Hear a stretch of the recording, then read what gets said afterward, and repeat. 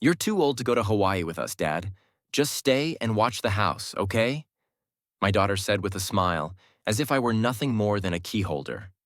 A few days later, they flew to a vacation paradise with her in-laws, who were even older than me. While I stayed behind in the house they had already mentally claimed as their own. But when they returned, the house was gone. And so was I. You won't believe what happened in that time that made them call me 43 times, their voices laced with panic. Before we continue, please subscribe to the channel and share in the comments. What would you do if your own daughter cut you out of a trip and treated your house as if it were already hers? The afternoon sun streamed through the large window, casting a warm glow on the polished walnut coffee table where vibrant brochures were scattered like butterflies that had just fluttered down to rest. Images of golden sands, swaying palm trees, infinity pools, and coastlines stretching to the horizon filled the room with the very breath of the ocean. Ava sat perched on the edge of a chair, her white linen dress rustling with every slight movement. She flipped through the pages with a slow, deliberate grace, as if savoring a fine dessert. Her glossy, nude-colored nails traced the outline of a Waikiki sunset. "Look at this, Dylan." She tilted her head, her voice a mixture of excitement and boastfulness, drawing out each word to ensure everyone in the room could hear. "This ocean view, the infinity pool, the helicopter tour, it has everything. Just imagining it makes me want to pack my bags right now." Dylan, in a light blue polo shirt, his hair slicked back, leaned in close, his arm draped casually over Ava's back. He grinned broadly, a hint of self-satisfaction in his tone. "And a private boat tour of the islands. A new beach every day. It's going to be the trip of a lifetime, I bet." He spoke as if the trip had been sealed long ago, as if everyone here was on the guest list. Except for me. Across from them, Harold and Elaine, Dylan's parents, sat relaxed on the sofa, each holding a steaming mug of mint tea. Harold, with his neatly trimmed silver hair and polished loafers, took a sip and asked, "Is it a direct flight from Tampa, or do we have to connect in LA?"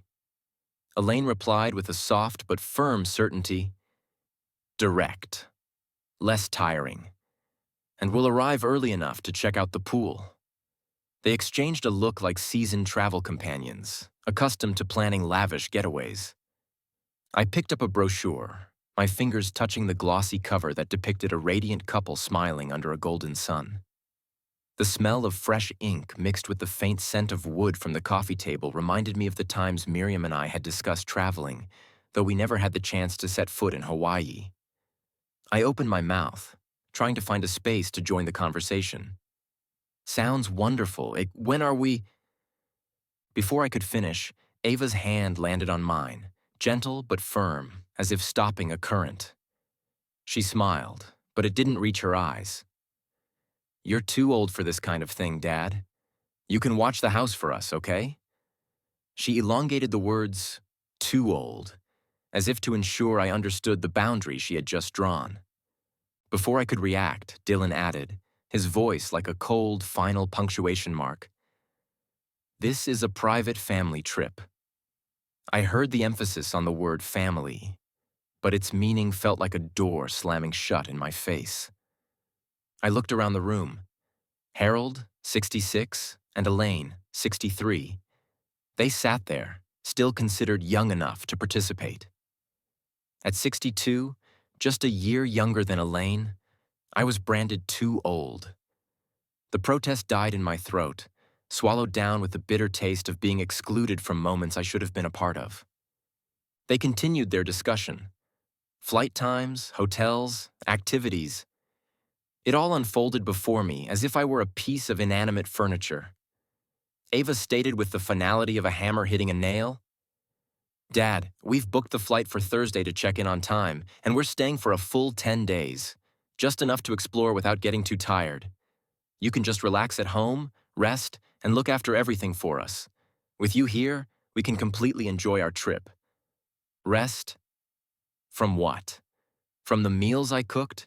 From driving my grandchildren around? From the utility bills I paid every month? or from the 5 years I had opened my home to them. I looked down, clutching the brochure so tightly the edges curled, the soft crinkling sound a whisper only I could hear. I walked down the hallway, my hand gliding along the cream-colored wall. Underfoot, the wooden floorboards creaked with the same familiar notes, the rhythm Miriam and I had slow danced to on our 30th anniversary. We had laughed then at the floor being offbeat. Today, the squeak sounded like an alarm only I could hear. From the living room, Ava's voice carried, smooth and rehearsed. "You know, Dad, Mom would have understood. She always said you needed to be looked after in your old age, in a professional place, with doctors, with suitable activities, not struggling at home by yourself." She paused, then delivered the closing line. "She just wanted you to be at peace. At a certain age, the best care is professional care." I froze. Miriam had never said that. She had never used words that turned me into a case to be managed. The sentence landed in my ear like a foreign drop of water in an old, familiar vase. I looked into the study. Miriam's armchair was still by the window, the knitted blanket still folded neatly on it. The afternoon light stretched the chair's shadow like a parenthesis embracing an empty space. I understood. They were borrowing the voice of the dead to legitimize my exclusion, sugarcoating it as concern. A memory flashed brightly. The night of our 30th anniversary, Miriam had put on an old jazz record and pulled me to my feet. "Get up, Professor," she'd teased. "My knees are already complaining," I joked back. She laughed. "Let them complain. Any age you don't dance is an age you rust. I don't want a rusty husband." We glided over the creaky floorboard. She had said slowly and clearly, "If I go first one day, don't you let anyone stick a burden label on you. You set the rhythm for this house, and you can set your own rhythm for your life. If the kids start whispering about care in your old age, you just smile and say, 'I can drive my own life just fine. I choose the stops, and I choose when to turn back.'" That's what Miriam had said. Clear, vivid, and always leaving the choice with us. If there was professional care to be had, she would have said, "When I need it, I'll find it, and vice versa. It'll be a long time before someone else gets to decide for us." Ava's voice drifted in again. "I know this is a shock, Dad, but Mom would have definitely chosen what's best for you. You're still the center of the family, just the center in a safer frame of reference." The sentence sounded to me like a mathematician being forced to use coordinates someone else had drawn. Miriam used to say that language has its own morality. How we name each other becomes how we treat each other. Here, they were moving me from homeowner to subject to be arranged, then pinning a "Mom would understand" on it to make it difficult for me to resist. I remembered a Sunday morning. Miriam had placed the newspaper on her lap, looked out at the backyard, and asked, "Have you noticed how people often start with 'out of love'?" I had mumbled an agreement.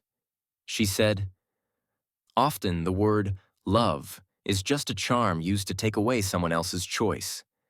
If I'm not here one day and someone uses my name to do that to you, don't you let it slide?" Thinking of that, I rested my forehead against the wooden frame, my confusion solidifying into clarity. They could borrow the voice of the deceased, but they couldn't borrow my memory of her. And memory, if you know how to use it, is also a form of evidence. I moved Miriam's armchair out of the sunbeam, an old habit. "Don't let the sun fade the fabric, Evan." Then I turned back to the hallway. Ava was concluding in a gentle tone.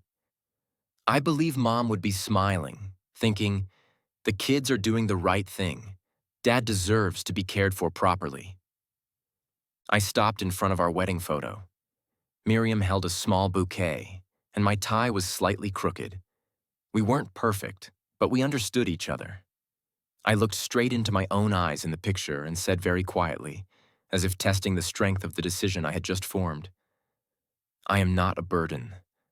I am the driver." In the living room, a brochure rustled. Dylan laughed evasively, and Elaine said diplomatically, "The children only want what's best for him." I didn't blame them. Politeness is sometimes just the wrapping paper on an empty box. From this moment on, if anyone used Miriam's name to turn the key on the doors of my life's decisions, I would take that key and place it firmly back in my own hand. The house responded with a creak, a familiar bass note in the long song we had once danced to. I stood leaning against the doorframe, the cool wood seeping through the thin skin of my palm. From somewhere in the ceiling, the steady hiss of the air conditioning system acted as a thin curtain over the conversation in the living room, but it was just thin enough, not fully opaque. The air vent directly above me in the hallway vibrated slightly, its grill flickering with a fine, snow-like dust. Through it, the voices of my family drifted down with each pulse of air, so clear I could count the pauses between their words. "He actually bought the too old story," Dylan said. His voice lowered in a way that people think is a whisper but actually makes everything sharper. "He's so gullible." "What did I tell you, honey?" I said as soon as he hears the word rest. "He'll just shut down." Ava let out a quick laugh, like flicking a speck of dust off her sleeve. "Dad's always been a believer. I just have to state things as facts, and that's that. The biggest problem isn't convincing him. It's making sure he doesn't feel abandoned. That's why we had to bring up professional care, and Mom would understand. He just melts when he hears that. Easy." She paused, then drew out her next words like a director sketching out the next scene. "The timing is perfect. We fly out on Thursday.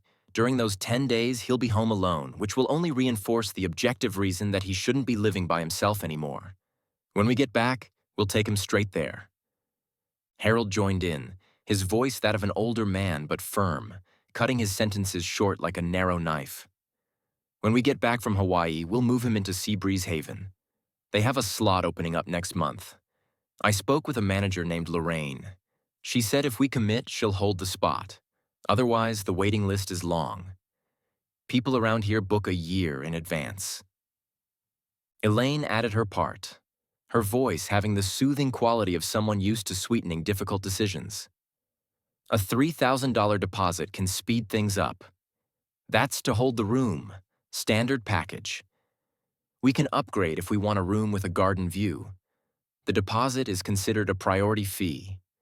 They say it's non-refundable, but if he moves in within 60 days, they'll credit it to the first month. All in all, it's reasonable." I clenched the doorframe until my knuckles turned white. Seabreeze Haven. The name sounded like a gentle song, but here, it rang out like the click of a lock.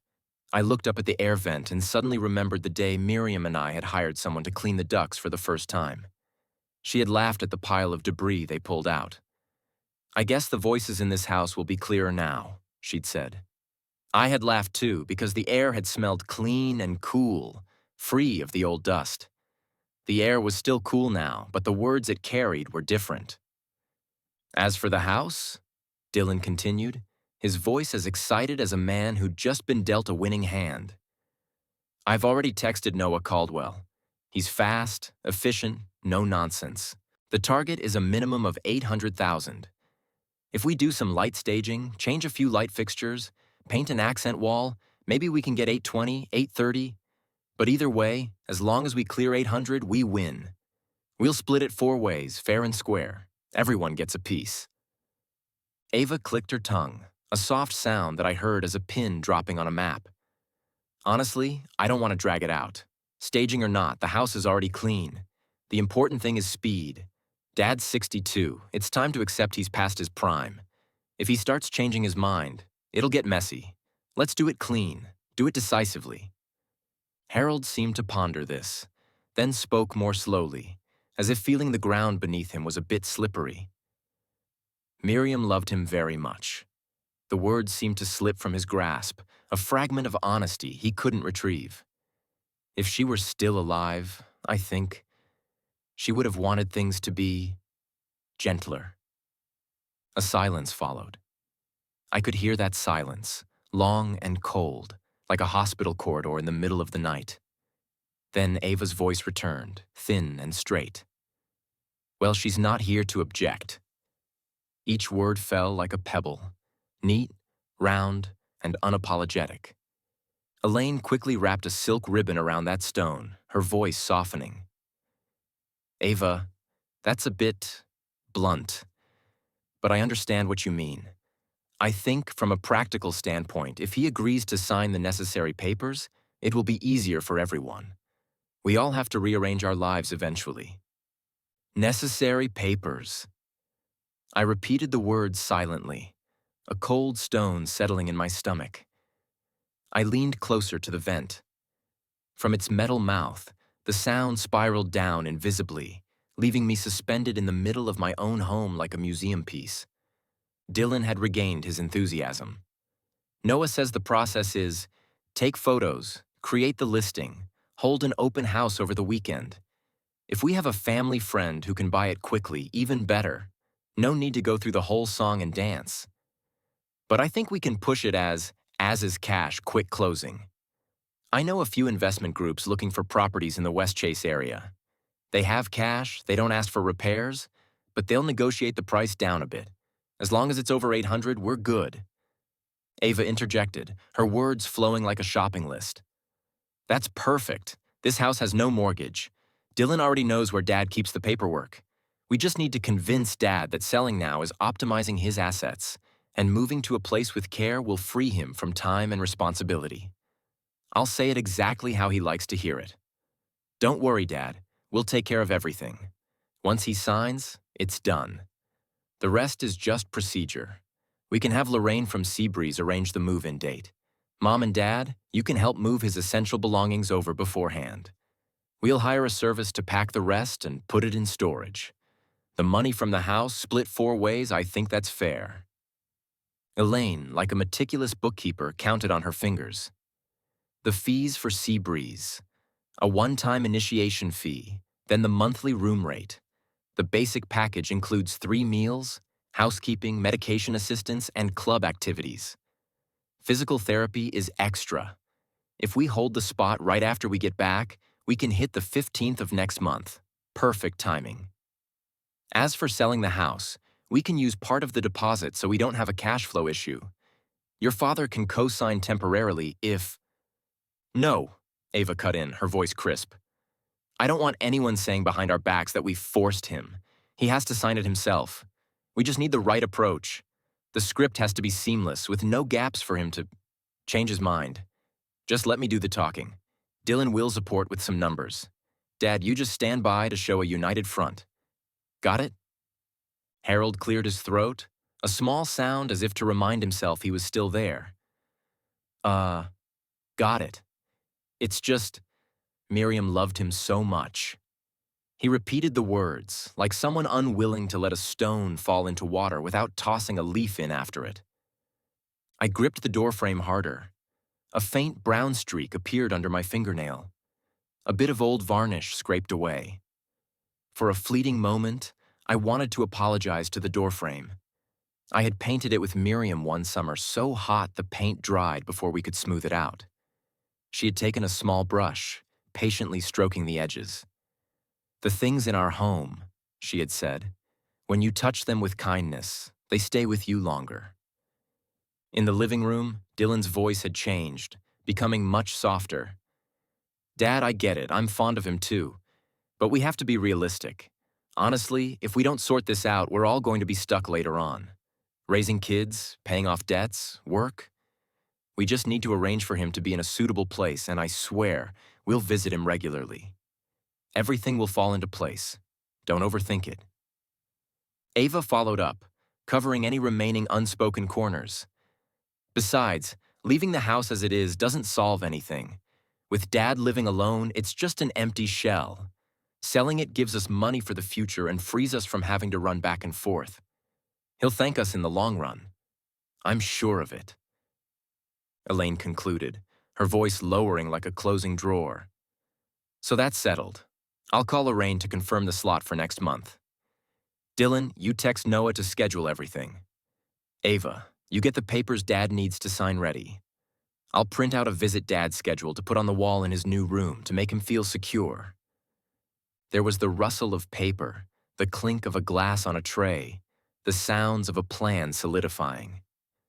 I felt my heart beat against my ribs like someone knocking on my own door from the outside.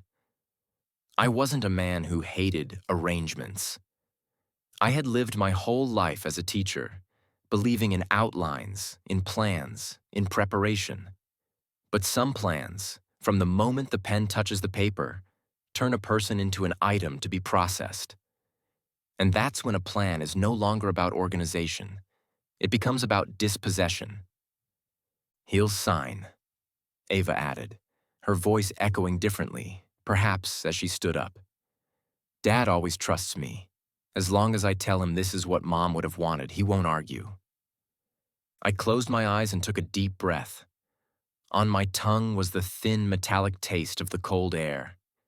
In my hand was the faint, gritty feeling of scratched varnish. In my ears were the words, "Out of love," being molded into a shape so perfect it was suspicious. I opened my eyes and looked straight at the air vent. Inside, there was only darkness. Good. Then it's settled. I'll confirm with Noah tomorrow, Dylan said, his voice a little more distant, as if he had already stepped away from his chair. And now, Hawaii.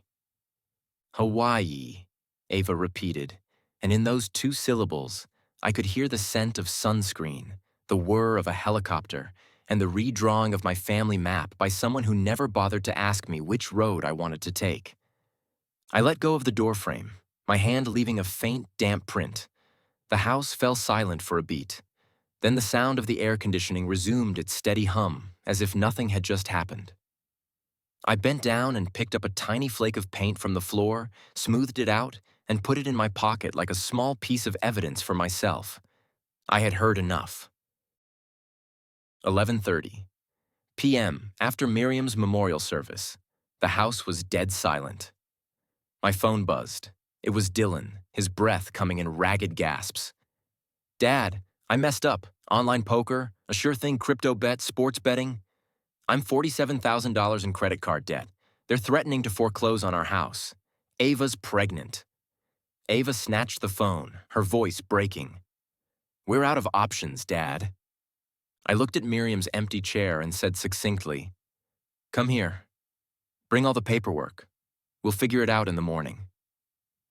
The next morning, we sat around the dining table. Bills, statements, and bank emails were piled high.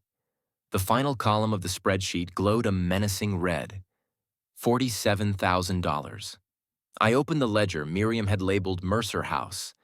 It had been her idea. You'll want to know where the money goes, she'd said. I turned to a new page and wrote the date, 2020, April 12th.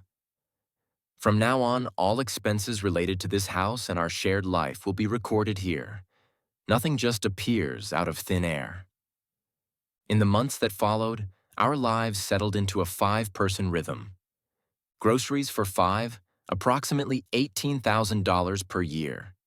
The bills shot up noticeably after Lucy was born. Formula, diapers, wipes, separate laundry. Utilities, approximately $6,000 per year. Electricity for the AC, water for the constant laundry, an upgraded internet package.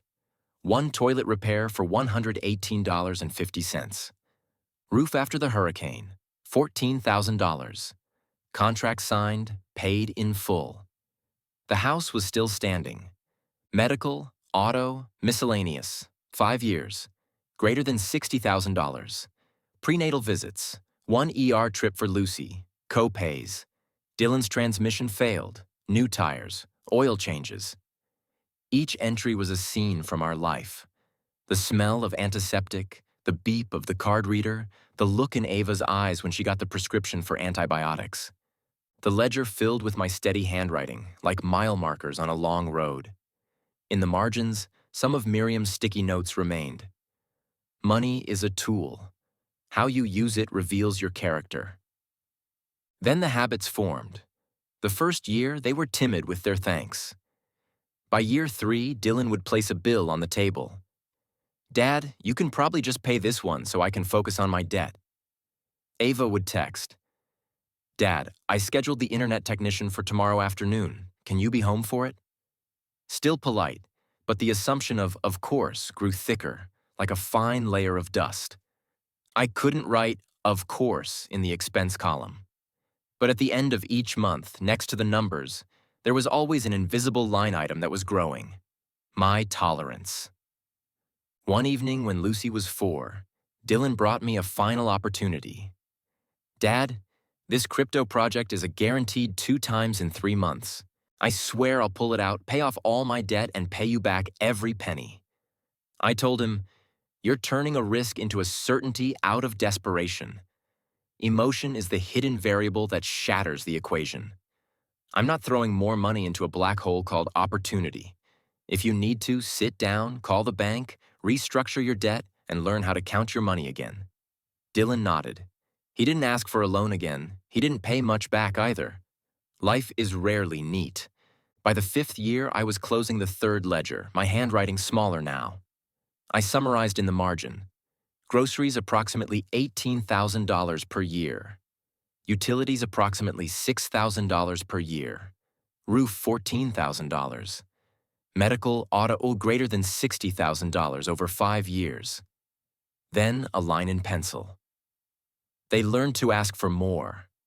I corrected it. To expect more. Then I put the pencil down. The truth sometimes needs a straight word. I closed the ledger, a definitive sound. The equation became clear. They had mistaken kindness for weakness. And the one grading the test, this time, was not going to let that error carry over to the next chapter. The next morning, the sky was as clear as a fresh sheet of paper. The aroma of the coffee I'd just brewed still lingered over the kitchen counter when Ava appeared with a beige notebook and a highlighter. She stood at the kitchen threshold, her voice as bright and steady as someone running through a pre-flight checklist. "Dad, like I mentioned the other day, please don't try to fix anything yourself. For anything related to plumbing or the AC, just call a professional to be safe. I've put the technician's number on the fridge door. All you have to do is call, and they'll come." She added a sweet smile, one I'd seen many times at school festivals, the kind used to turn a command into a request. Dylan dragged a large suitcase down the hall, its wheels rumbling over a scratch on the floor. He spoke as he walked, as if hastily checking off his mental notes before takeoff. "Oh, and the garage is a bit of a mess. It's all our stuff. A toolbox, some old baby things, and my snowboard gear I haven't gotten around to selling. Please don't touch any of it. We don't want to lose any screws or parts. We'll deal with it when we get back. If you need anything urgently, just call me." He stopped, bent down to adjust a zipper, and added, "Also, the water heater has been a bit noisy lately, but it should hold out until we're back." I nodded, my hand resting lightly on the tabletop, soothing the wood grain. "I heard you. Don't touch anything. Call a professional if there's a problem. Don't worry." Ava glanced at her watch. "If we take an Uber now, we'll have plenty of time. We want to get there a bit early to check our bags and then hit the lounge. There are so many cool things we want to try." She showed me her phone, the screen glowing with the trip's logo. Just then, a notification popped up like a wink. "Trip canceled." The small text below read, "I-275 heavy traffic. Driver cannot make pickup." Dylan let out a dry laugh. Perfect timing. He tried to book another one, waited, then shook his head. "Rush hour, surge pricing, drivers are all canceling." I took a sip of my coffee, the warmth traveling down my throat and leaving a calm stillness behind it. "Then let me drive you to TPA. It's not far from here. I'm free." I said it as if I were talking about going out to water the plants. No drama, no sense of doing a favor. Just a familiar action. Ava looked at me, half flustered, half relieved. "Are you sure, Dad? I don't want you to get tired." The man who just yesterday had been declared too old, smiled. I can probably drive another few thousand miles before I need an oil change. The small joke eased the hurried atmosphere. Dylan exhaled and nodded. That would be great, Dad. I'm just going to grab another jacket. The drive to TPA that morning felt like an old song. I guided the silver sedan past rows of low palm trees and familiar speed limit signs. On the radio, an announcer was talking about the traffic jam on I-275. A stalled car near the bridge entrance was causing a major backup. Good thing we don't have to go through that, I said lightly. Ava was in the back seat, texting in her Hawaii group chat, occasionally letting out a soft laugh. Dylan, in the passenger seat, was listing off the final items on their itinerary. Renting a car on the island, dinner reservations, the helicopter tour. Dad? Ava leaned forward, her voice softer than usual. I left a list of things to keep in mind on the kitchen table. The trash schedule, when to water Mom's orchids, the internet technician's number. If anyone calls about the house, like those spammy sales calls, don't bother answering. I'll block them as they come in. Okay, I replied, not asking why she had let the word house slip. Yesterday's words were still on my tongue like shards of glass. Sell the house, split it 4 ways. I left them there. Dylan looked out the window, his tone as casual as the morning paper. Mom and Dad will love Hawaii. Dad said the infinity pool at their hotel is even better than the pictures. He smacked his lips. Actually, I'll tell you all about it when we get back. You two just enjoy yourselves, I replied. Don't worry about anything here. I was surprised at how calm my own voice sounded. Some sentences, when spoken, feel like placing a stone exactly where it belongs. The car glided past the Tampa International sign, with its white airplane streaking across a blue background. I flicked on my turn signal and merged into the departures lane. In front of Terminal A, baggage handlers moved back and forth like eighth notes on a steady beat. I pulled up to the curb and turned on my hazard lights. Dylan opened the trunk, unloaded the suitcases, and placed them on a cart. Ava came around, double-checking their passports and e-tickets. She looked up. Do you want to come inside and sit for a bit, Dad? We're still really early. I shook my head. No need. It's a hassle to park. I'll just stand here and watch you two go through the doors. I handed Ava a spare box of masks. Take these. It can get cold on the plane. Ava took them, her hand lingering on mine for a second longer than usual. Thanks, Dad. Remember to lock the garage when you get home, and please don't try to climb any ladders. Just leave it for us when we get back. She looked into my eyes, as if seeking confirmation of something unspoken. I just smiled. Dylan pulled the cart toward the sliding doors. He turned back and waved. Drive safe, Dad. And remember to rest. Don't stay up too late.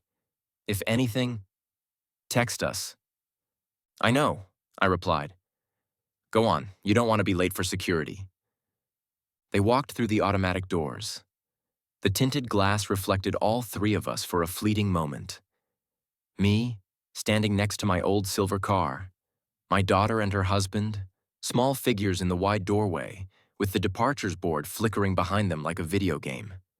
The glass doors slid shut, opened, then shut again, each closure a slower breath. Then, on the final closure, they were inside, and I was outside. Ava turned and waved one last time, the smile of someone confident in leaving their home with the caretaker. I gave a slight nod. The crowd swallowed them, pulling them toward the conveyor belts, toward the security checkpoint, until they disappeared around a brightly lit corner. The glass door slid shut, a thin, clean, precise line. The music paused for a beat. My turn. I opened my phone and looked at the calendar icon. Amidst the meaningless colored dots, I mentally created a new appointment for myself. Call Noah Caldwell at 11 a.m. No alarm needed. No ringtone. All I needed was my silver car, a road heading away from the airport, and a second cup of coffee waiting for me at home. I turned off the hazard lights, shifted the gear to D, and glanced in the rearview mirror. Behind me was the glass door that had swallowed 2 figures. Ahead was the ramp leading out of the departures lane. I pressed the accelerator as gently as one places a chess piece in its correct position to begin a new game. 11 a.m. The kitchen clock chimed once, a dry sound, just enough to signal the time had come. I set my coffee mug down in the faint water ring on the table, a habit of someone who likes things to come full circle, and dialed Noah Caldwell. His name lit up on the screen like the polished knife the people in my living room had been using just a day before to draw their lines. I was picking up that same blade, but by the flat of my hand. Caldwell, a man's voice answered, concise, deep, and alert. This is Evan Mercer, I said, letting the rhythm of my words fall evenly. I have a house in Westchase. 4 bedrooms, 2.5 baths, about 2,800 square feet, no mortgage. I need to sell it fast, within 2 weeks. Competitive price. A short pause. The kind of silence where you can hear the gears turning in someone's head. Yes, hello, Mr. Mercer? Noah shifted into gear instantly, his voice warming by a degree. First, my belated condolences if I've heard correctly about recent events. And second, thank you for calling the right person. He chuckled softly, the sound of a man confident from doing the same thing over and over.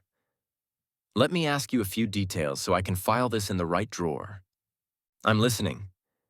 Which HOA is the property in? Quarterly fees? Last year's taxes settled?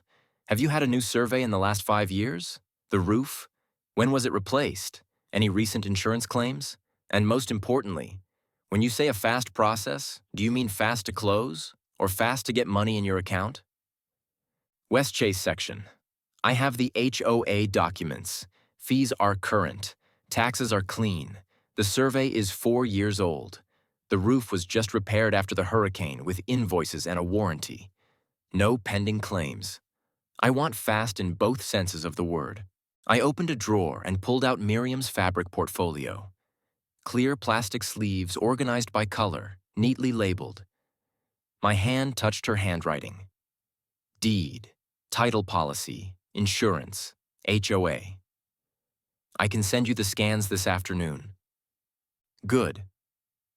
Noah became specific, like a player placing each chess piece on its correct square. The legal process for a quick sale will look like this. Title search and taxes. I'll have Sun State Title and Escrow run a rush search in 24 to 48 hours. They'll pull the chain of title, check for liens, taxes, HOA debts, any fines. If anything is stuck, we'll handle it immediately. As is cash transaction. I'll push this to my group of cash buyers who are already liquid. They will waive most contingencies. Instead of a full home inspection, they'll do a quick walkthrough, spending 20 to 30 minutes looking at things at eye level. In return, they'll offer a lower price to offset their risk. HOA estoppel. For Westchase, this is necessary. You said you have the documents. Even better. I'll request an estoppel letter from the HOA office to confirm balances, fees, and any violation status. Alta HUD 1. On closing day, the settlement statement will be transparent, line by line. Price, title fees, escrow, prorated taxes, HOA fees, brokerage fees, if any. You'll review and sign. Closing in 7 to 8 days. If the buyer is truly liquid, SunState can close in 7 to 8 business days. You can sign via RON, remote online notarization, or come to the office. I recommend coming in person to keep it clean, but it's up to you. I'll come in person, I said. I like wet ink on paper. Noah laughed, as comfortable as if he'd met a kindred spirit. My pleasure. So, my job is to get the right people. SunState's job is to clear the path, and your job is to be ready to sign. A few more things to avoid any snags. Well-lit photos of the house, a condensed Florida standard seller disclosure. Disclose what you know. No embellishments. And access. I'll install a temporary e-lockbox or schedule a single showing for the cash buyers to do their walkthrough. If you want to keep it quiet, I can do a pocket listing, a private notification to my list of investors, no MLS noise. I want it quiet, I replied. No sign, no open house. Done. Noah switched to a more detailed advisory tone. Regarding the price, with an as-is cash deal and a quick close, we have to accept a certain discount compared to the retail MLS price. You said competitive price, so what range are you thinking? I know this game, I said, looking through the window where the sun cast a thin line on the floor. My goal is to clear at least $800,000 after fees. If it closes quickly, with no strings attached, I'm willing to accept a price below market value that's commensurate with the speed. Straightforward. I like that. Noah typed something on his keyboard. Best case scenario. The buyer places a minimum $10,000 deposit with Sun State within 24 hours of receiving the executed contract. Title is clear within 48 hours. Estoppel arrives within 72 hours. A single walkthrough, no demands. Closing on day 7 or 8. Wire transfer to your account the same day. All with standard above-board paperwork. I'll send the documents immediately. Deed, title policy, tax records, insurance deck page, HOA files, survey, photos of the repaired roof, and current interior photos. I zipped up the portfolio, hearing the familiar click of the metal teeth. Miriam, my wife, always kept everything organized. I'm just following her lead. I understand. Noah's voice dropped a half step, a gesture of respect preceding his professional demeanor. Records like that make for a smooth transaction. Oh, one more detail. Do you want a vacant at closing clause? Of course, I said slowly and clearly. The house will be delivered empty. I will be responsible for arranging a legal move-out. There will be no occupancy disputes. Perfect, Noah replied. I'll add that clause to the contract template. And to reassure the buyer, I'll attach a seller affidavit affirming there are no tenants and no established residency rights. The cleaner it is, the faster the money moves. We finalized the steps like marking a trail in a forest. I would email all the scans by noon. Sun State would open a file and run the title and tax search. Noah would immediately forward a deck of photos and information to 3 cash buyers on his whitelist. We would schedule a single walkthrough for tomorrow between 3 to 4 p.m. Then receive an offer, finalize the executed contract for the buyer to place the deposit. And finally, schedule the signing at Sun State. Mr. Mercer? Noah paused for half a second, as if checking for anything unsaid. Sometimes fast means painful if the seller isn't clear on what they want. But listening to you, I think we're good. You know what you're doing. I do, I said, looking at the portfolio cover with Miriam's handwritten label. And I know why. Then welcome to the fast lane. The typing stopped. I'll be waiting for your email. The call ended. The house returned to the steady hum of the air conditioner and the quiet tick of the clock. I laid the documents out on the table like a map. Title, clean. Taxes, clean. HOA, in order. Insurance, active. Survey, current. The things Miriam and I had once filed away in colored sleeves were now part of a different story. The story of an orderly retreat. I placed the deed on the scanner and pressed the button. A line of white light swept across the page. I heard the small, steady, confident hum of the motor. Exactly the sound I wanted for the rest of my plan. No noise, no applause. Just straight ahead. I dialed Priya Desai's number just as the clock ticked past noon. On the other end, a calm, clear female voice with the dry precision of someone who had been talking about the law all morning answered, Desai? Priya, it's Evan Mercer. I need a legal fence as strong as concrete built around the sale of my house, and around the people currently living in it. She paused for a very brief moment, just long enough to file the story in the right cabinet. Tell me the big picture first. I am the sole owner on the title.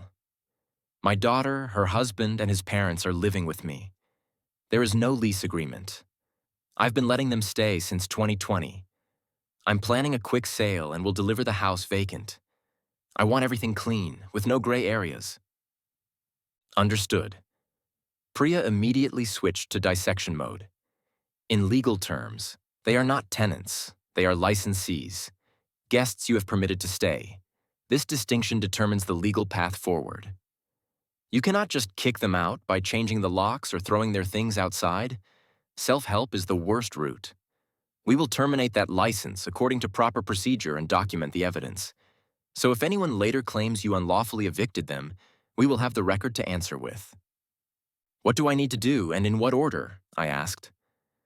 I'll tie these loose ends into a single rope, she said slowly, each sentence like driving a nail. First, I will draft a notice to terminate license, one for each person, clearly stating their name and relationship to you. The language will be polite but firm. As of date X, and I will set date X for immediately after the closing date. Their right to reside is terminated. We will send it by email, simultaneously by USPS certified mail to get a tracking number, and you will post a signed copy on the front door. You will take a photo of yourself posting it, and a photo of the envelope with the tracking number. That trifecta of evidence is usually enough to end any argument about I didn't receive it. I wrote it down. Effective after closing. Correct. This way, you don't jeopardize the sale, since your contract will have a vacant at closing clause, and you don't become a self-help evictor before the title transfer. Priya paused for a second, her voice softening. This is both ethical and smart. Next, she continued, we handle their personal property. I won't let anyone say you stole their belongings. You will hire a moving crew with liability insurance. They will arrive with a body camera, which will be on from the moment they step through the door until the last box is sealed. Each box will be labeled with a code, the room it came from, and a brief description. The crew chief will sign an inventory list, you will sign, and a neutral third-party witness will also sign. Do you have a trustworthy neighbor? Yes, Patricia Vaughn. She's fair and discreet. Excellent. 3 signatures are a strong enough rope. All the boxes will be moved to a rented storage unit. I have a contact at Safe Box Storage. They issue proper warehouse receipts. You will prepay, then leave a letter inviting them to retrieve their property. Within 60 days from the closing date, the person named on the inventory list may come to collect their belongings. Please bring a valid ID. I have prepaid for 6 months of storage, so no one will be trapped by accruing fees. Clearly write the storage manager's phone number and business hours. Add a line. Please schedule your pickup 24 hours in advance. That is the second rope. I exhaled, feeling the joints of the plan click into place. So, if they say I kept their things, then you simply present the chain of documents. The video, the inventory list, the warehouse receipt, the invitation letter. No judge would call that theft. They have the right, the means, and the time. Priya continued in her professional tone. Regarding the vacant at closing delivery, I will put this clause into an addendum for the buyer and Sun State. The language will be, seller represents and warrants that the property shall be delivered vacant at closing, free of all tenancies and licensees. I will also prepare a seller affidavit affirming there are currently no lease agreements and no established rights of possession. Everything will line up. Where do I sign? Before you sign, one more piece. Priya lowered her voice, as if teaching me how to cross a bamboo bridge.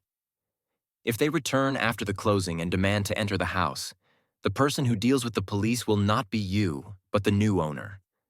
You have already terminated their right to reside. At that point, it becomes a matter of trespass on someone else's property.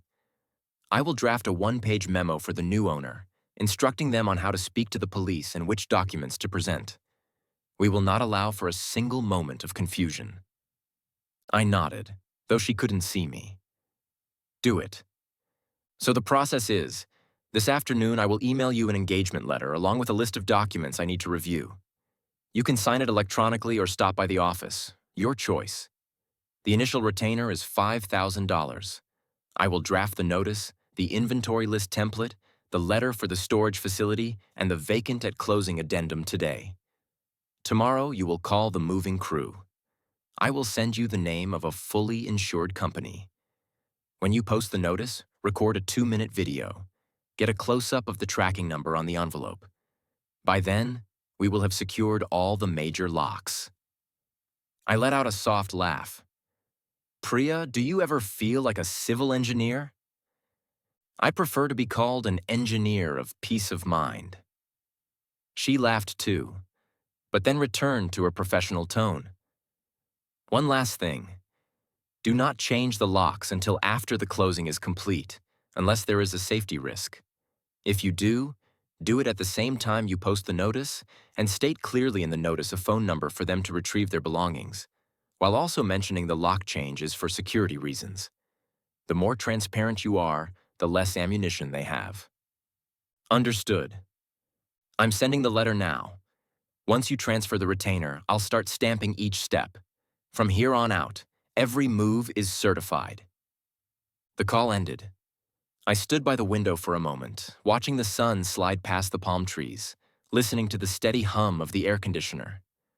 On the table, Miriam's fabric portfolio was slightly ajar. The tabs of the plastic sleeves peeked out like notes in a complex symphony. I sat down and wrote on a notepad. Notice, post, email, certified. Record, continuously. Boxes, coded, inventoried. Storage, 60 days, 6 months prepaid. New owner, police memo, no self-help. Then I underlined the last line twice. No self-help. When the email titled Engagement Letter Desai Law arrived, I opened it and read every page carefully. The terms were clear, the fees transparent, the scope of services precise. I signed electronically and transferred the retainer, feeling as if I had just placed a heavy, solid stone into a foundation. In my inbox immediately after were the notice template and the addendum. The final subject line read, "We'll keep this clean." I smiled and closed my laptop. Somewhere I thought Miriam would be nodding. Politeness wasn't about being a pushover. It was about using the right words to protect your boundaries. And from now on, every word of mine would come with an official stamp. It was a hazy Tampa afternoon, the sun wrapping everything in a layer of cellophane. At exactly 1 o'clock, a silver BMW pulled up to the curb. The man who stepped out had the tidy demeanor of someone who clicks a stopwatch every time a new thought enters his head. A thin charcoal-colored vest, the dark tie, and shoes without a speck of dust. He presented his business card with 2 hands. Victor Hayes, Sterling Ridge Capital. "Mr. Mercer," Victor said, shaking my hand with just the right amount of pressure, his eyes locking directly onto mine without wavering. "Let's do a quick walkthrough to get a clear picture, and then I'll be direct about my criteria. I like to be direct." "Let's do that," I replied, opening the door and letting him into the house I had cleaned to the sterility of a laboratory. We walked through the living room, where a sunbeam was moving slowly across the floor, through the kitchen, where the scent of walnut still lingered in the cabinets Miriam had chosen, down the hallway to the bedrooms, beige walls, neat outlets, silent ceiling fans. Victor bent down to inspect the baseboards, glanced up at the air vents, and nodded slightly when he saw the post-hurricane warranty sticker was still intact.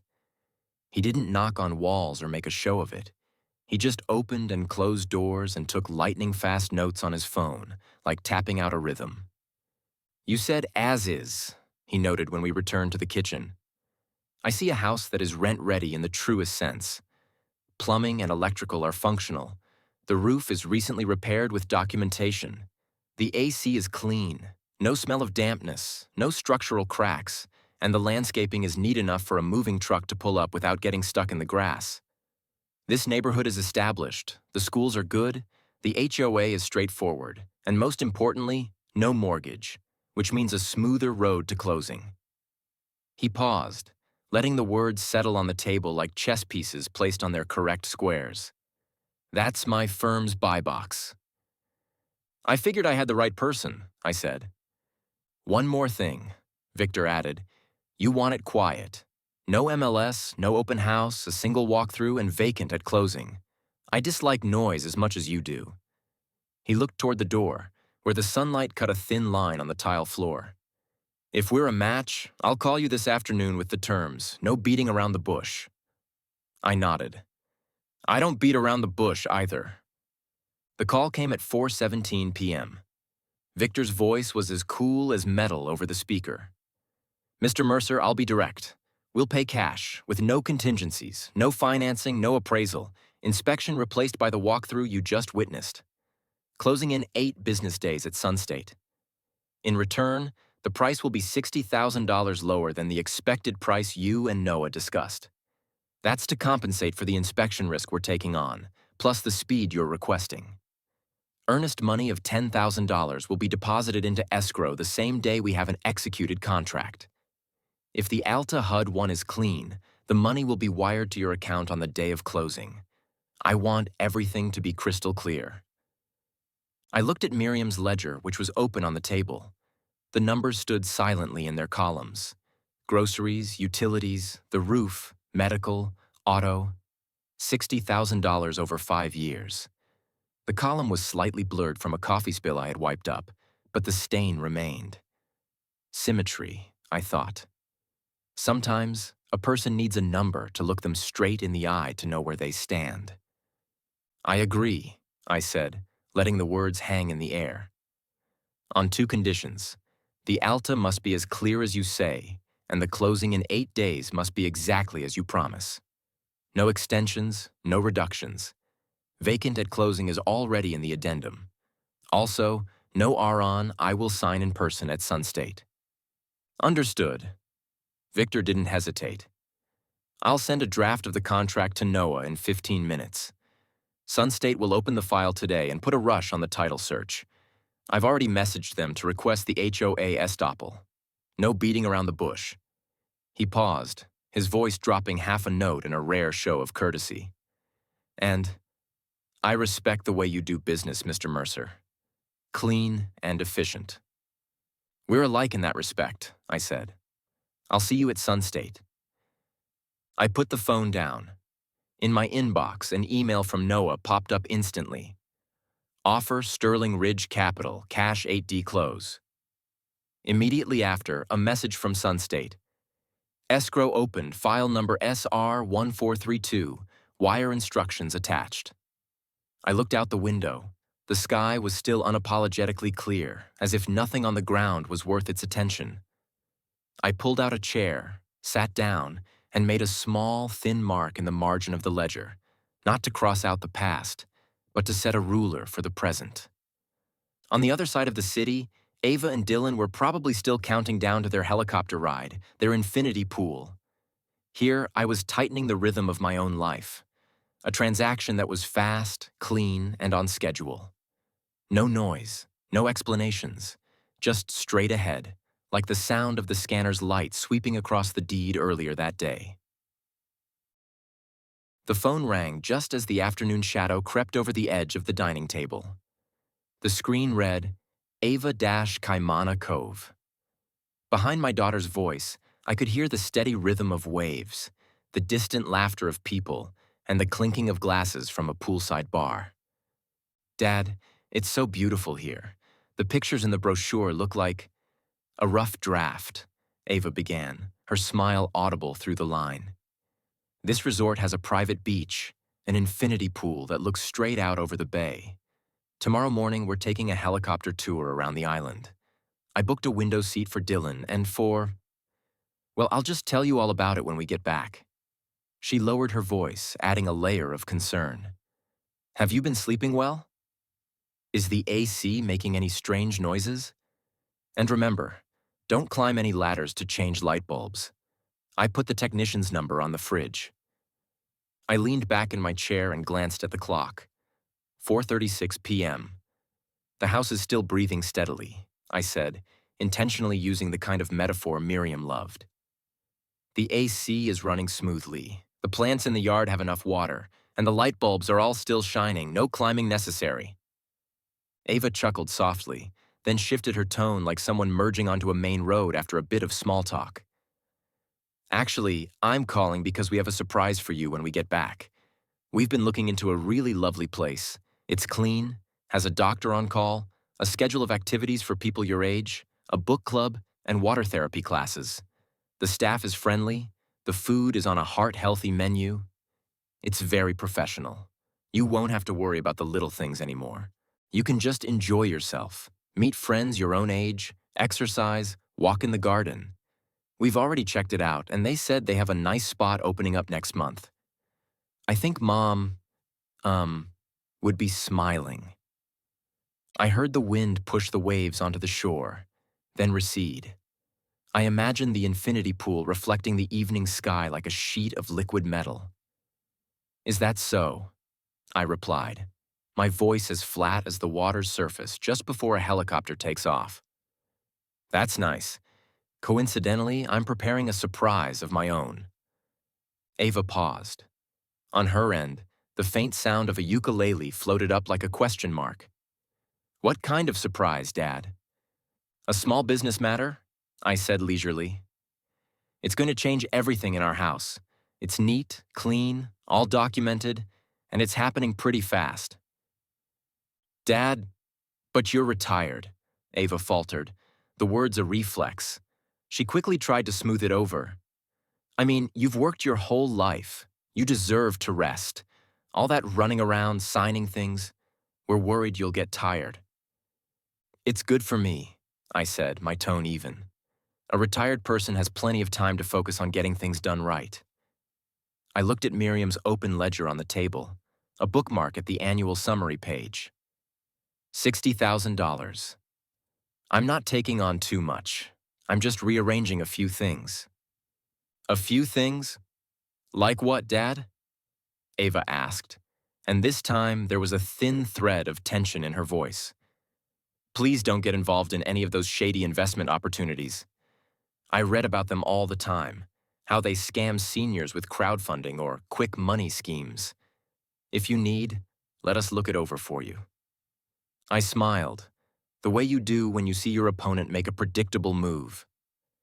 It's not crowdfunding, and it's not crypto. It's a reasonable arrangement between adults, with signatures and official stamps. I promise you, no one is scamming anyone. She exhaled. Well, Gay, can you just give me a hint so I can stop worrying? For now, just enjoy Kaimana Cove, I said, glancing out the window where the light was changing color on the palm fronds. Have a drink with pineapple in it. And tomorrow on the helicopter, make sure you sit on the sunny side so your pictures don't get blown out. I'll tell you when everything is in its proper place. It's a surprise, after all. It wouldn't be a surprise if I told you beforehand. Ava laughed, but it was a short, clipped sound, not as full as before. Okay, I know. I just want to make sure you're okay. Remember to eat properly, Dad. Don't skip meals like you used to. I've already had 2.5 meals today, I said, deliberately making a half joke to ease her tension. Don't worry about me. All right, Ava softened. Then she added, as if planting a GPS pin, we'll be back on the day we said. And we're going to take you to see that place. I think you'll like it. Please don't. Don't do anything strenuous while we're gone, okay? That depends on your definition of strenuous, I replied, my voice still flat. But I hear you. I won't be climbing any ladders to change light bulbs. She laughed again, a fuller sound this time. I love you, Dad. Okay, I have to go out to the beach before the sun sets. I'll call you back later. Enjoy it. The call ended. The kitchen was once again filled with the steady hum of the air conditioner and the whirring of the printer as it pulled through a white envelope. A confirmation from Sun State Title that escrow had been opened.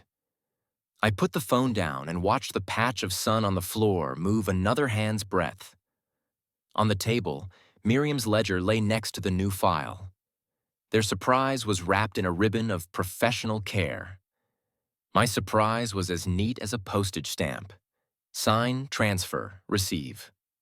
Across the Pacific, the helicopter would be taking off at 9 a.m. tomorrow, Maui time. Here in Tampa, my wall clock was ticking right on schedule. And the water's surface, both at Kaimana Cove and here, was as smooth as a mirror. On the second day, the Mercado Mover's truck rolled to a stop at the curb, its white side panel bearing the words, "Bonded and insured," reflecting the sun like a great fish surfacing. The crew chief, Miguel, stepped out first, his baseball cap pulled low. He gave a nod and unlatched a strap. "Mr. Mercer, we're turning on our body cameras now, and they'll stay on until the last box is sealed," he said, his voice as solid as a deadbolt. I nodded. On the porch, Patricia Vaughn, my neighbor, was already waiting, a small notebook in her hands. She gave me a warm smile and then stepped to the side, a neutral landmark. Inside, the house was quiet and bright. Miguel divided his crew, giving instructions with a rhythmic cadence. Which room first, the pathway, where to stack the boxes. Each cardboard box was labeled with a code number, its side marked with the room and a brief description. Living room, hardcover books 1/4. Ava's room, winter clothes 2/3. The red lights on their body cameras blinked steadily. I followed behind, keeping enough distance to stay in the frame, reminding myself to breathe evenly. In Ava's bedroom, sunlight filtered through the blinds. The scarf she had left behind before her trip was still draped over the back of a chair. Miguel picked it up with 2 fingers. "In the soft goods box?" he asked. "Yes," I replied. Everything was logged on the inventory sheet, each box code, the time it was taped shut, the person who signed off. Patricia stood as a witness, occasionally asking a question to ensure the descriptions were not ambiguous. When the last box from that room was sealed with a sharp rip of tape, Miguel handed me the pen. I signed, he signed, and Patricia signed. The signatures sat side by side like 3 nails holding a board straight. That afternoon, the truck backed into safe box storage. The manager, Rosa Alvarez, appeared at the counter, her hair in a high ponytail, her voice having the quick efficiency of someone used to handling other people's lives. "Unit number is 217B. Here is the warehouse receipt, listing the number of boxes and their sealed condition. You've prepaid for 6 months, starting today until this date." She turned the monitor for me to see, then handed me an envelope with the facility's logo. "You can write an invitation to retrieve property for us to give to the named individuals. Be sure to include our business hours, the front desk number, the requirement for a valid ID, and the line, 'Please schedule 24 hours in advance.'" I sat down at a small table in the waiting area and wrote out each line as if marking a map. Within 60 days of the property closing date, the individuals named on the inventory list may retrieve their property. Please bring a valid form of identification. I have prepaid for 6 months of storage. No fees will be incurred until the end of this period. Please call Rosa Alvarez to schedule your pickup 24 hours in advance. I put the pen down, feeling as if I had just added another layer of safety to an already secure rope. That evening, I held the Notice to Terminate license that Priya had drafted.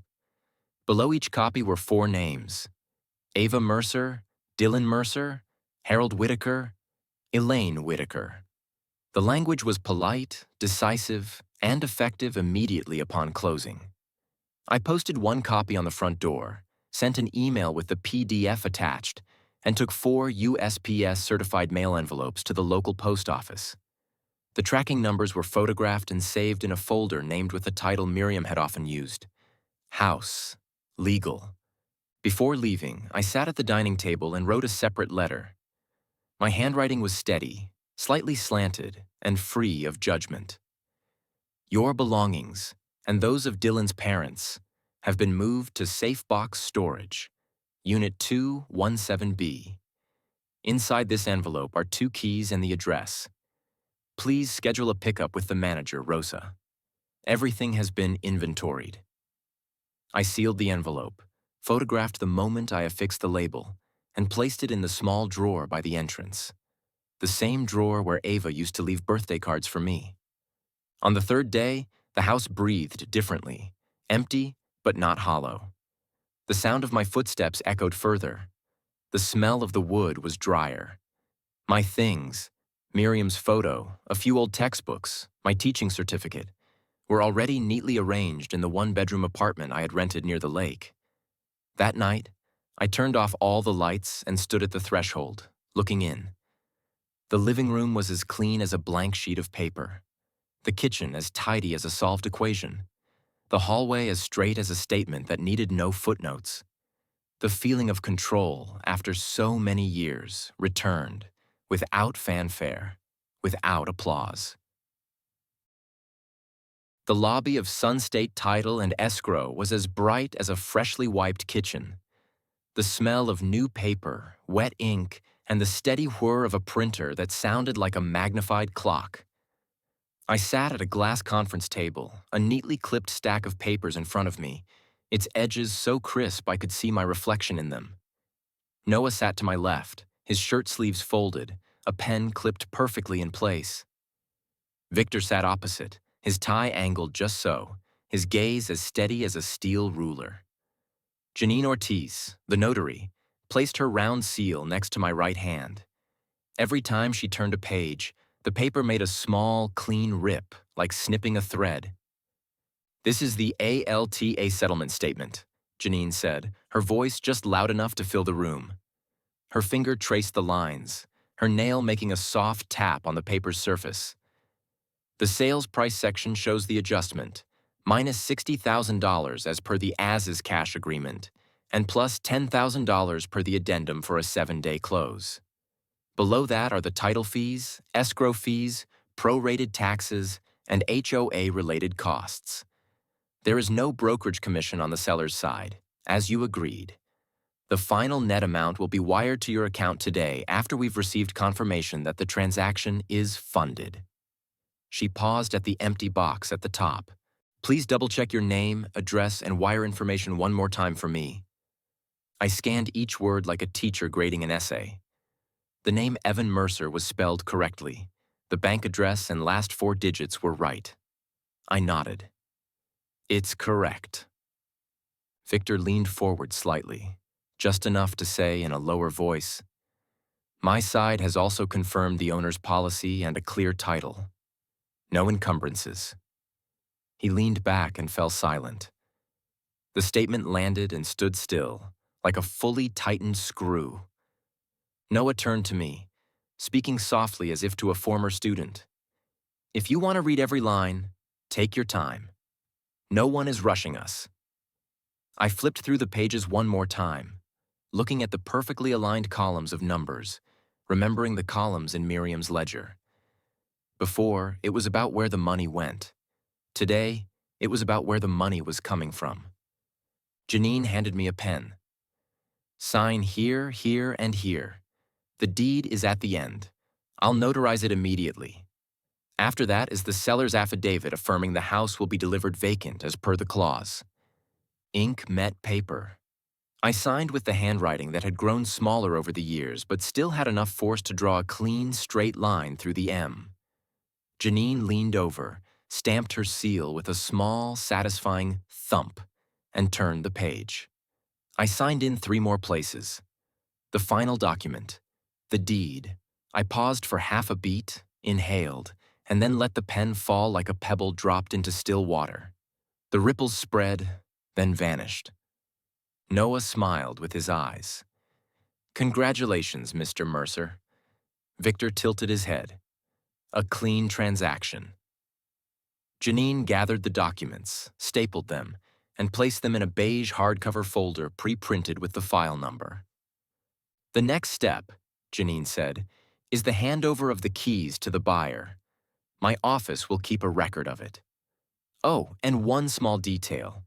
Once the transaction is funded, we'll give you 30 minutes to collect any remaining personal items from the house if there are any. That's an internal schedule before our inspection team goes in. But looking at your file, I'm guessing there aren't many." She smiled faintly. "I'm just going back for a photo of Miriam and the ledger," I replied. "Then I'll be right out." "Very well," Janine nodded. "I will initiate the wire as soon as Victor signs on the buyer's side. As of now, everything is ready." She glanced at the clock and jotted something in the margin. I heard the words, "funding window," like a passing breeze. The house opened up before me one last time, bright, empty, and honest. I walked straight to the study. The framed photo of Miriam by the window, the one of her smiling, head tilted in the backyard, was already in the cloth bag I had brought. On the desk was the ledger, its fabric cover worn, its corners frayed. I placed my hand on the cover, feeling the fibers lift my palm like a relief map. My phone buzzed. Unknown number. Hawaii. A text from Ava popped up like a thin wave. Dad, we're staying for another week. We were able to change our tickets. Are you okay? I looked around the room, which was holding a steady 72 degrees Fahrenheit from the air conditioner I'd set that morning. I typed back 2 words, adding a period for rhythm. Perfect. I turned off the light in the study and pulled the door shut until the latch clicked into place. A car was parked at the curb. Its engine hummed softly. Victor got out, with Noah beside him. We stood on the porch like 3 craftsmen admiring a bridge after the final cable has been tightened. I'm handing it over, I said, placing the set of keys in Victor's hand. The house is vacant as per the conditions. The notice to terminate residency has been sent. Email, USPS certified, and posted on the door. Their belongings are in storage with a receipt and an invitation to collect. Everything is in the file. Victor took the keys and gave a short nod. I've reviewed the memo Priya sent. If anyone returns and demands entry, my team will work with the police as instructed. You do not need to be present. Noah held a thin blue folder and handed me a copy. Here is the signed ALTA/HUD1. Here's the confirmation that the wire is being processed. I'll text you again when the funds have landed. He took a half step back, leaving room on the porch for the air to pass through. I looked at the house one last time. The beige walls held the flat, even light of midday. On the floor, the sunbeam was still moving, but there was nothing left for it to touch. I nodded to myself, then turned and walked down the steps. On the street, a breeze from the bay blew in, carrying the faint smell of salt and the distant sounds of the city. A handover wasn't about letting go. It was about setting a heavy object down on a flat surface so your other hand is free to do something else. My phone buzzed one more time. Sunstate. Funded. Wire released. I looked at the word released, short and thin like a rope that had just been untied from a post. I put the phone in my pocket and walked faster.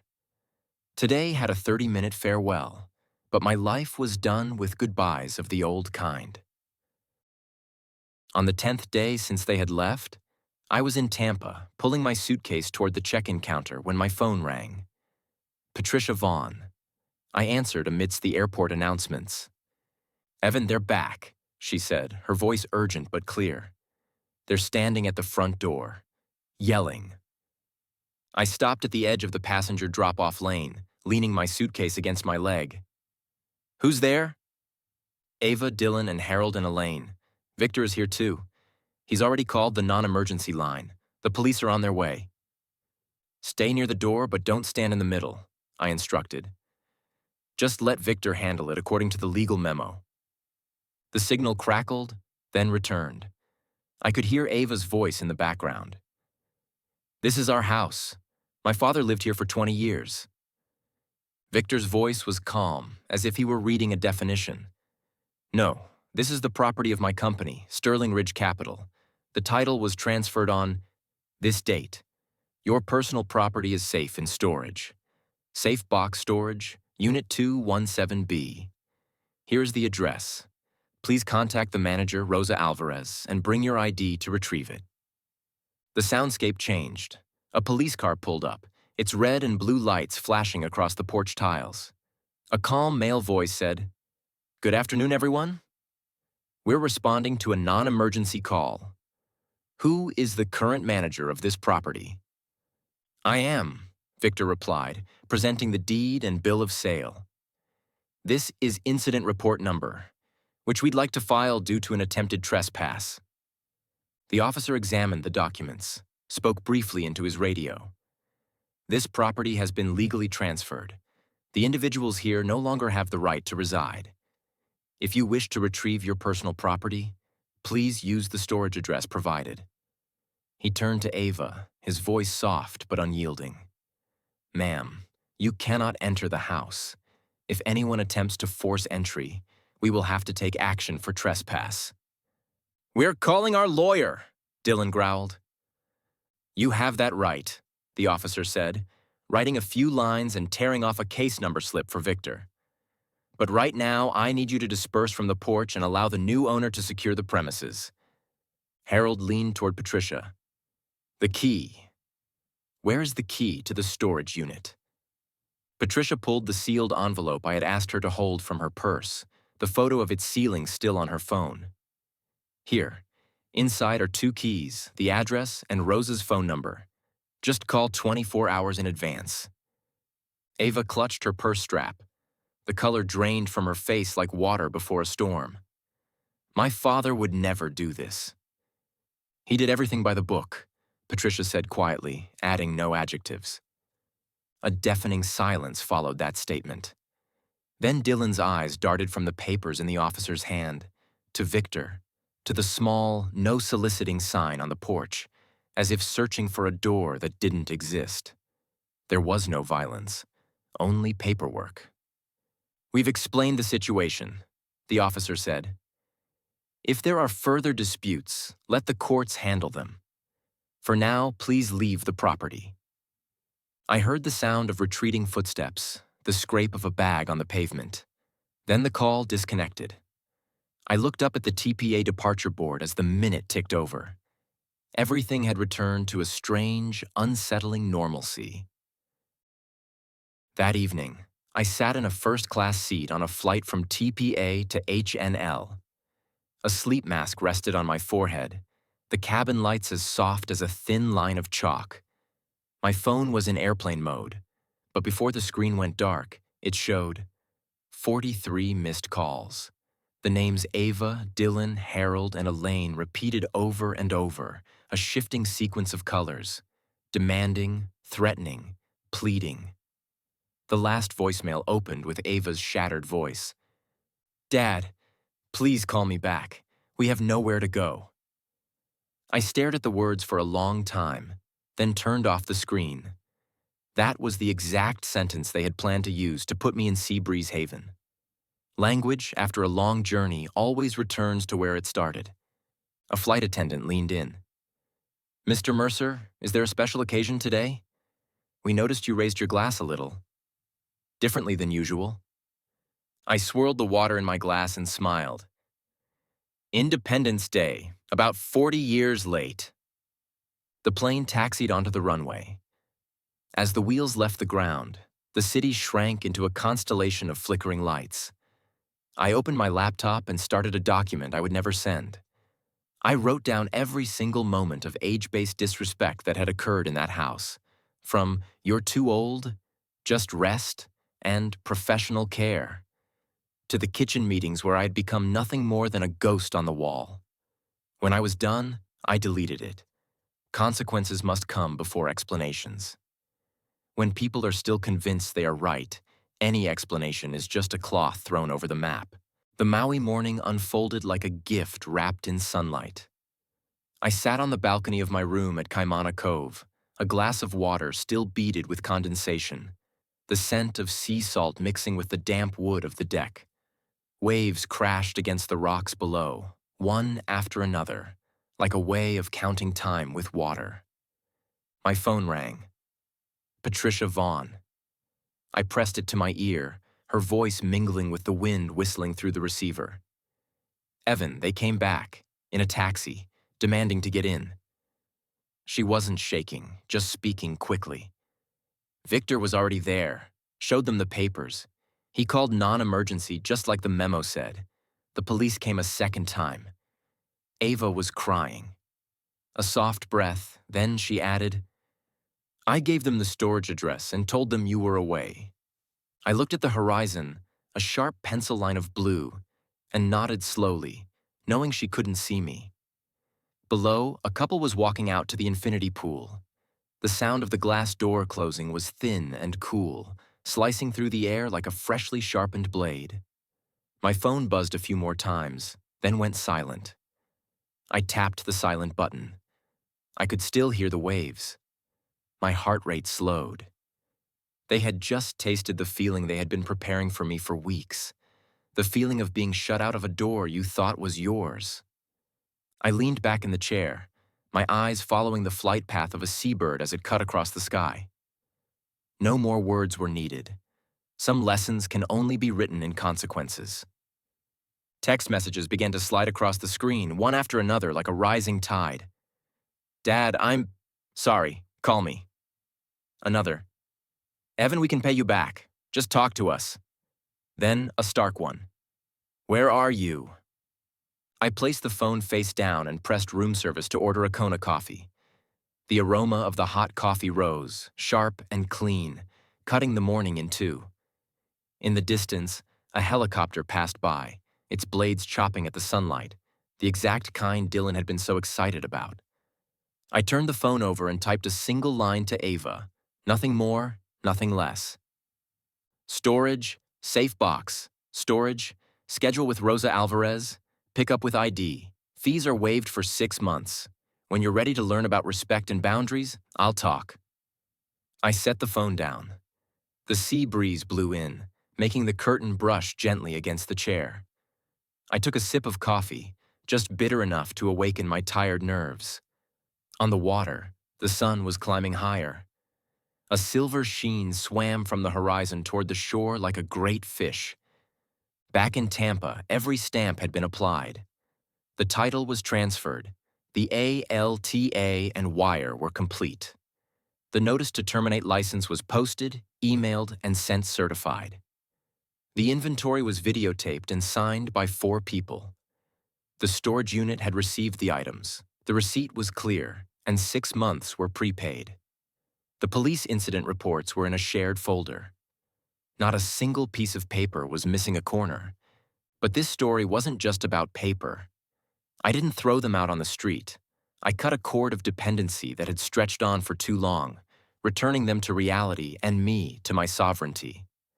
The money from the sale of the house, whatever the amount, was just the tuition for the lesson they needed to learn.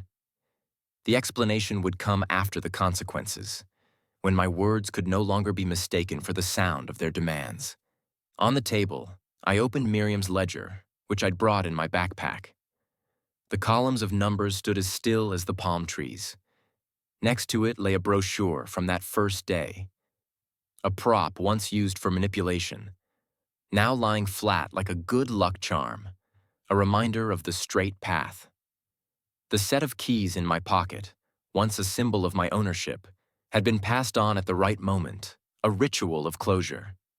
The sunset in Maui fell as quickly as closing a book on the final page. They had once told me I was too old for this paradise. I watched the sky fade to purple and understood that paradise isn't measured in years. It's measured in the boundaries you redraw and the respect you reclaim.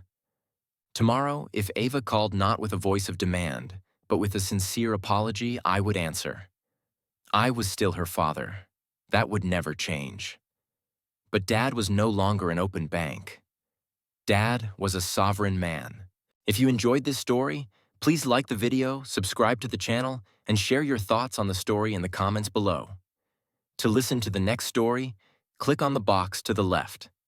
Thank you for watching.